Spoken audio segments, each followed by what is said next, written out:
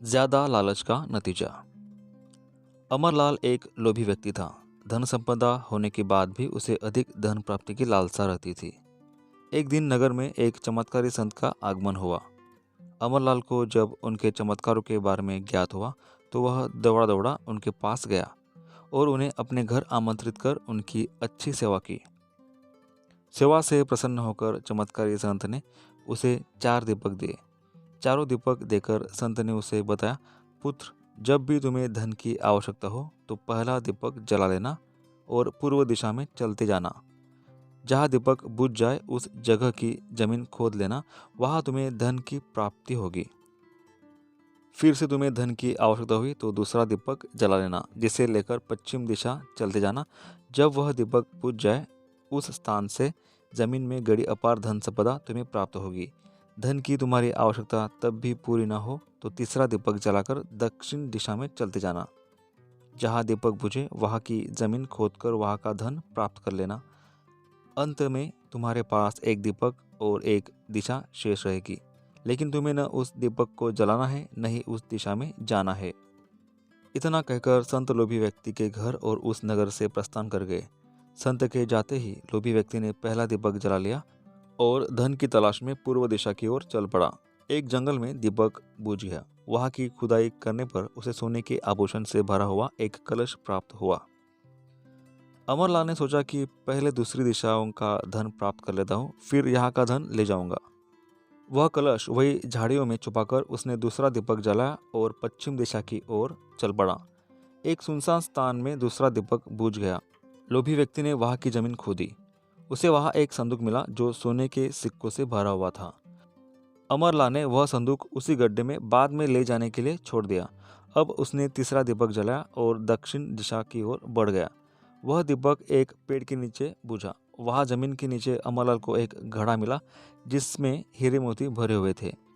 इतना धन प्राप्त कर लोभी व्यक्ति अमरलाल प्रसन्न तो बहुत हुआ, किंतु उसका लोभ और बढ़ गया। वह अंतिम दीपक जलाकर उत्तर दिशा में जाने का विचार करने लगा, जिसके लिए उसे संत ने मना किया था। किंतु लोभ में अंधे हो चुके अमरलाल ने सोचा कि अवश्य उस स्थान पर इन स्थानों से भी अधिक धन छुपा होगा, जो संत स्वयं रखना चाहता होगा। मुझे तत्काल वहां जाकर उससे पहले उस धन को अपने कब्जे में ले लेना चाहिए। उसके बाद सारा जीवन मैं ऐशो आराम से बिताऊंगा। उसने अंतिम दीपक जला लिया और उत्तर दिशा में बढ़ने लगा। चलते चलते वह एक महल के सामने पहुंचा। वहां पहुंचते ही दीपक बुझ गया।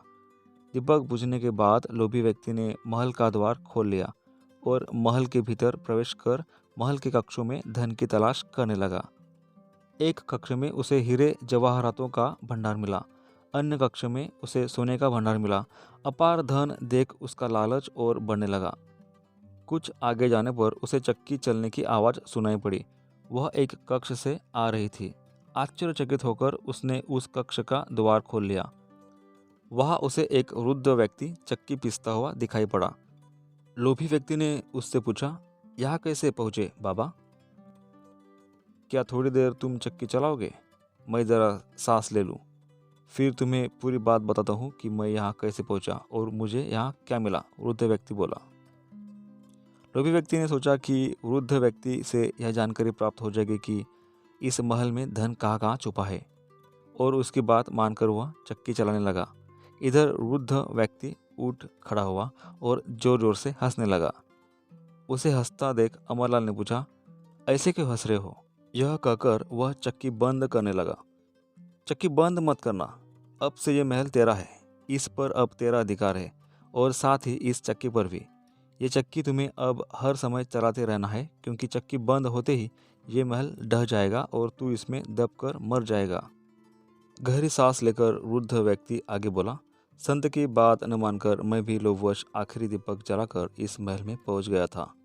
तब से यहाँ चक्की चला रहा हूँ। मेरी पूरी जवानी चक्की चलाते चलाते निकल गई।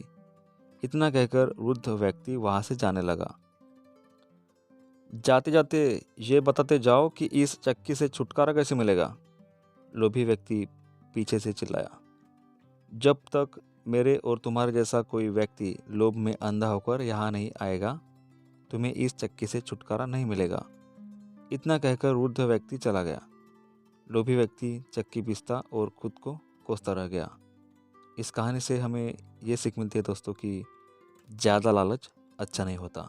कहानी पसंद आई होगी तो कहानी को लाइक कीजिए।